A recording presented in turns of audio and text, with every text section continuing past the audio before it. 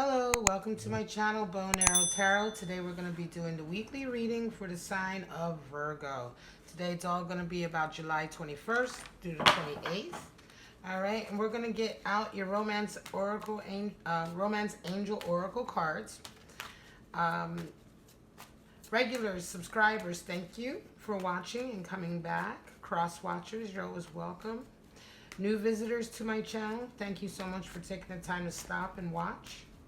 Maybe something will resonate and you may decide to subscribe, leave a comment. But my regulars know the drill. We're going to look at whatever main relationship is taking center stage this week in your life. This relationship could be at work, it could be with family or friends, it could be a dynamic with your lover, right? Whatever the case may be, the main stage event or dynamic in your life this week is what we're going to look at. All right, Virgo? So let's get right into your first card is Love Yourself First. Beautiful energy, right? Love yourself first. Your self-respect makes you more romantically attractive. All right, your second card out is Reconciliation. So interesting, someone from your past is returning to your life. So, yeah, we won't know exactly what that means until we get right into your reading, right? But love yourself is always pretty straightforward, right? Nurturing, right? Taking time out for yourself. Looking out for your best interests, you know, making sure that you don't get yourself involved with people who are going to take you down the wrong path. Or giving out your love for others at the expense of your own peace of mind. But let's see what's going on with Virgo this July 21st to 28th week.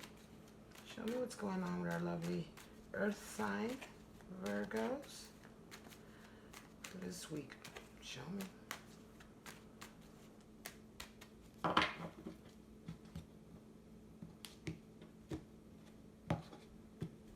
Alright, Virgo, first one out, your main card or for your relationship is Four of Cups. Interesting, right? So Four of Cups is like certainly love yourself first energy, talking about requiring stability in relationships, requiring that when someone hands you a cup that they give you more than just a cup, more than just empty promises in a way, right? What does that cup involve, right? What do I get with this cup? Because oftentimes the Four of Cups, you know, the character is determined not to fall prey to this offer, right? They see that the cup looks like all the other cups they've had, which they haven't been very happy with. And so they're determined this time that they require a certain amount of stability. They require a certain amount of effort to show exactly what are they getting with this offer. Right? So many of us enter into relationships before we even take the time to find out what exactly are we getting in this relationship. You know, we enter into relationships with the promise of this wonderful interaction, but there's never, you know, oftentimes there isn't any kind of proof or follow-up or backup or, you know, people who make the proactive step to show you that what they really mean. It's oftentimes empty words, empty promises, and those are the type of situations that lead us to have these relationships where it's like, I don't know why I can't get away from him. He's so horrible to me. He promised me the world, but it never happened. Well, because you never required the person to show any effort or proof before you gave them your all. Your card is Judgment coming out for you, Virgo. For your person, you have Six of Swords. Interesting. And for the relationship, you have the Moon. So there's a lot that's been unsaid, that's been hidden. Your person has Seven of Cups presenting for them. This card keeps coming up for the weeklies. And 10 of Wands for you. Interesting. King of Cups for the relationship. Wow. All right, so we got 10 of Cups at the bottom. All right, and so that's completion. That's abundance coming in. That's the completion of a cycle, but the happy completion of a cycle. You know, you guys have come together. The children are happy. You are happy. The commitment is there. Certainly, 10 of Cups can indicate a reconciliation, but a powerful reconciliation, a reconciliation of a scenario that was always meant to be in a way, right? But we won't really know until we get into it, like I said. So your card is Judgment for yourself. This is how you see yourself. And so love yourself is very interesting that this comes in because it's very apropos for this card. Because once we get into the energy of the Judgment card, right, we understand, we start to look at certain things from different sides. We start to look at certain guilt, certain baggage that we carry, unnecessary baggage that we carry, unnecessary responsibilities, judgments that we put on ourselves. We begin to see them through new eyes. We begin to see them from many different sides rather than just one kind of stringent side, right?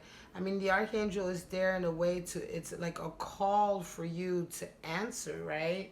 To answer the call of forgiveness, to answer the call of laying yourself bare. When you lay yourself bare in front of judgment, it's like you take responsibility for your actions, and yet at the same time, in taking responsibility for those actions, you also release the judgment of those actions either being wrong or right. You know, you understand that you did the best you could do under the circumstances. And even if you didn't make the right call, or even if you came from a place that wasn't necessarily positive or harmonious, it was still a learning process, right? It was still something that you now see, right? You now see why perhaps you took that course of action, right? And you forgive yourself for the times that maybe you took the wrong course of action, because you begin to understand yourself from a humanistic point of view. You give yourself the same forgiveness that you will give your children or your friends, in a way, right? Oftentimes we're very hard on ourselves, right? And we don't give ourselves the forgiveness that we would readily give to somebody else who's done much more to us, right? And so this judgment is coming in. You're starting to understand that it's time for you to love yourself. It's time for you to let go of any guilt that you may have harbored unnecessarily. Your person is presenting a 7 of Cups. And this is their card for themselves. So they're very much like head in the clouds. Sometimes the 7 of Cups is all about delusions. If you look, this person has all of these cups in these clouds, right? And it's like these fantasies they have of riches, castles, you know, vanity, cheating death even. You have a victory wreath in a cup with a skull. It almost indicates, you know, playing with death or seeking to cheat death in a way, right? And so these things are all kind of very delusional aspirations sometimes. They're kind of, they don't come out of any real reality. And this card is a call to sort of like reevaluate, what are your goals and dreams? Are they even realistic? Is it something that you can actually attain, or are you shooting for something that really is unattainable, or something that is so shallow and rooted to the material world that isn't really what you truly desire? And so this card is certainly an admonishment for you to reevaluate, you know, what you find important. But right now, this person, I believe, they see themselves as 7 of Cups because I think they believe that the world is their oyster, but I think that they're being a little bit delusional. This person is not necessarily thinking very clearly, right? I think they believe that they can have whatever they want. They may be the ones offering you this empty cup and thinking, you know, as long as they say the right words and as long as they imagine, you know, sometimes this idea, you know, some people, let me tell you something. Sometimes this idea, you know, that is put in people's heads, you know, just send your intention out there. You can get anything you want. Just call it to you. No, you can't get anything you want. Of course you can't get anything you want. You know what I mean? Whatever you desire has to be in harmony with yourself, with the universe. It has to be in harmony with your intention, with your true intention, right?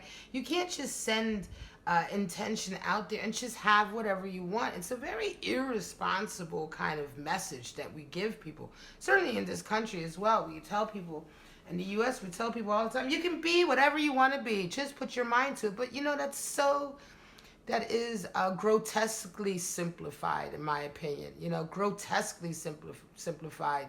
You know, oftentimes all the steps that are necessary, including being realistic with your dreams and your goals, certainly at least being realistic with the steps necessary to attain your dreams and goals, are completely ignored. You know, we just tell our children all the time that you can be whatever you want to be. And then now, you know, we have these children that grow up very entitled, very spoiled. They think that everything they desire should just come to them because we gave them this message, right?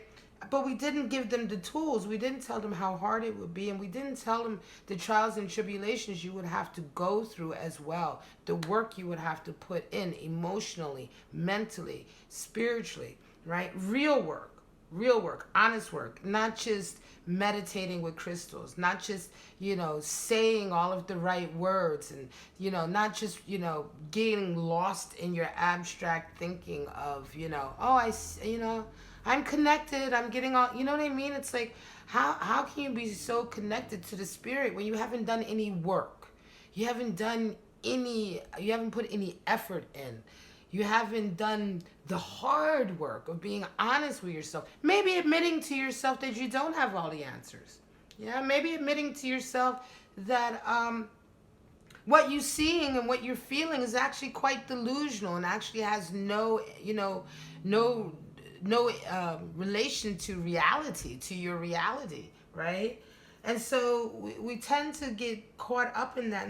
And I took some time to explain this thought because Seven of Cups has been coming up over and over and over again lately. And it really seems to indicate that, as a society, almost as a collective, right? Because we evolve as in groups, right? We evolve as a society, but it's almost as if there's a collective of us out there right now that are quite lost. A lot of us quite lost in this way. Like, we think we know what we want. We think we've put all of the right intention out there, but we haven't. We haven't really conquered our ego and our striving for easy kind of rewards, right? Where is the work? Where is the reevaluation to ensure that what you're sending out is in line with you, is in tune with your spiritual path, is attainable, right? And so we have Six of Swords here for your card for your other person. And so it's interesting that you see your other person as almost like, you see them as a journey towards harmony. Now, let me explain this. I feel very much like this person in your life has almost pushed you into this desire to want more.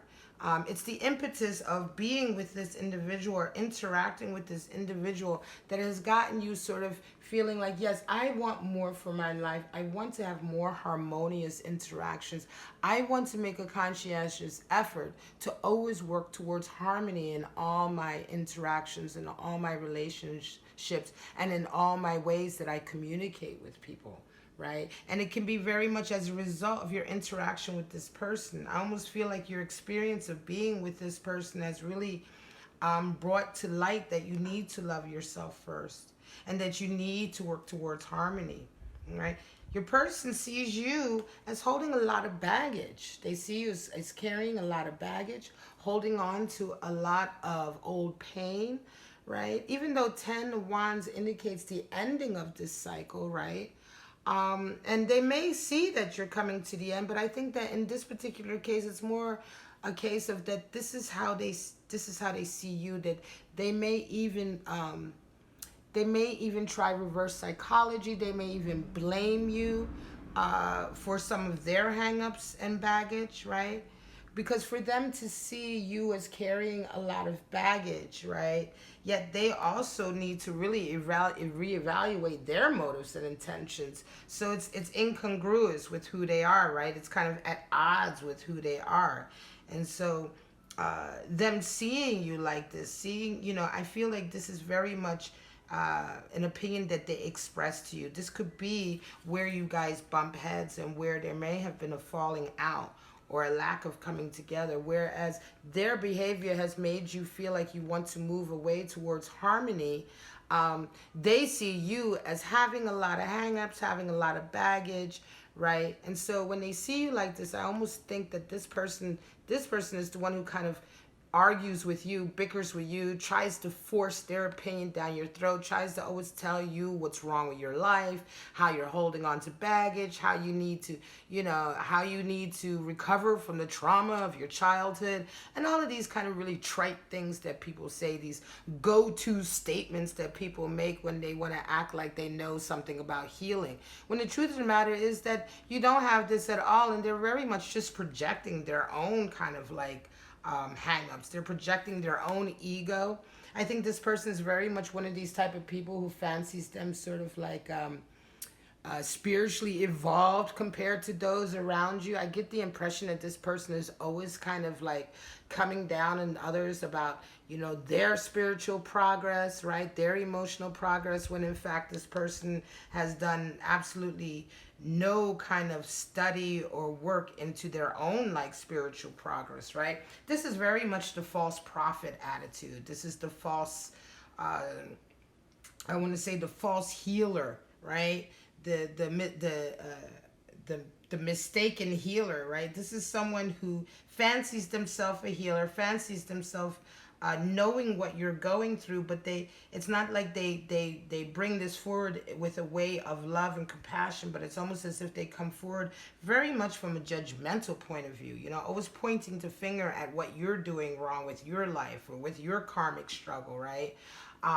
And so never coming from a point of view of motivation or enthusiasm or trying to lift you up, but more as a comparative, right? Because this person has a lot of ego problems, right? And ultimately, it's really not about being spiritual or healing at all. It's about their sense of ego and their identity, you know, the self-identity they have as some kind of altruistic person, when in actuality, all of that really comes from low self-esteem.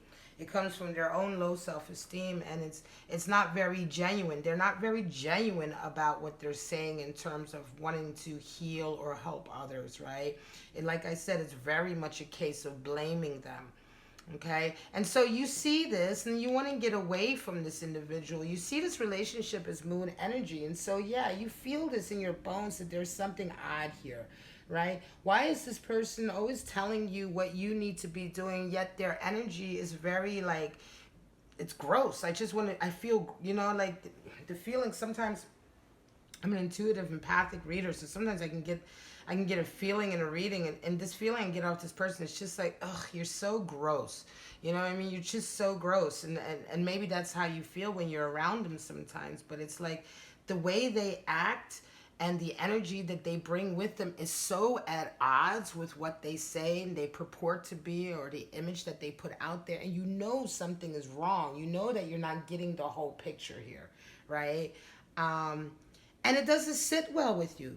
It doesn't sit well with you at all, you know. Now, this person fancies themselves, and this fits right in as a King of Cups. So this is perfect in terms of their self-identity. They see themselves as, you know, the ultimate nurturer, the one who is the king, right? The king of nurturing, the king of healing, the king of wisdom, the king of spiritual. They know so much about all of this stuff, right? But yet the other side of King of Cups is that the king can become very possessive, right? They can become very petty, very jealous, right? This is almost like when you see squabbles in the church between the priests, you know, the Vatican, you know, this power play in there. You wonder how these men of the cloth of God, who are supposed to be pious and altruistic, why they're even arguing over things like that, over power like that. But you know, it's a reminder that in all things, even in the world of spirituality and emotional healing, right? We have people who put themselves forward as the answer, or put themselves forward as somehow the great teacher and the healer, but we always feel this, sometimes we feel this really weird vibe from these people, like something's not quite right, right? Something's not quite jiving here. You know, they say these things, but their energy is just so anti that, right? It's so, I want to say, insincere. That's the word I was getting to. Their energy is so insincere compared to what they're putting out as their sort of like PR package, right? And this can happen with King of Cups when the energy is twisted or distorted. And I feel like here with this individual, it is very much twisted. It's a lot of words. And so, yeah, you're not willing to kind of enter into any close relationship with them because you see their words are empty. I think they want to have a reconciliation.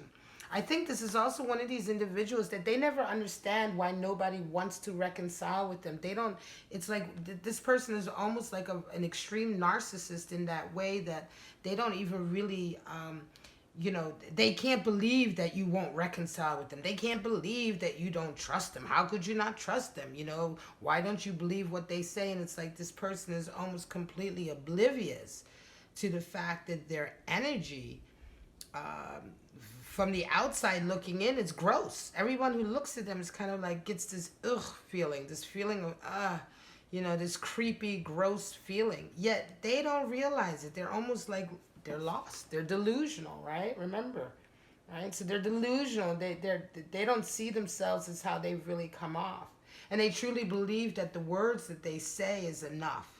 This is some, and which is almost even more proof of how insincere they are, because how can they not pick up on the discordant energy that they're putting out? But it's because they're truly asleep. They're not really as awake as they say they are, right? And a lot of what they're putting out comes from a very, very kind of like ego standpoint. It comes from a sense of identity that they desperately are holding on to. This person might even get angry. This is the type of person who'll get angry when he or she is having a discussion about mysticism or theology or spirituality. This is the type of person who will actually get worked up during a conversation like that, because you know, somebody's not agreeing with them, or somebody has a different opinion, which is the absolute antithesis of being spiritual, of trying to have a spiritual path or following a spiritual path, right? So I see that they want a reconciliation. I don't think you're there for it. You don't trust the relationship, right? Interestingly enough, here's your Ten of Cups, and it's like it could be that, yes, Ten of Cups is also conclusion, and I feel like maybe up until a certain point, everything seemed great with them. They seemed great, right? They seemed like it was, you know, happy, joy, right? But this is more like the ending of that, almost. I want to say it's almost like an awakening to the fact that this was just temporary. It was illusory, right? It was an illusion. It wasn't real. This Ten of Cups energy that was being put out by this individual was fleeting. It wasn't long lasting. And surely, and inherent within that Ten of Cups, it came to an end very quickly, and this person showed their true colors. Let's pull out your 3 cards, and we're going to call it a wrap. What's going on with my Virgos in this scenario with this individual? Show me.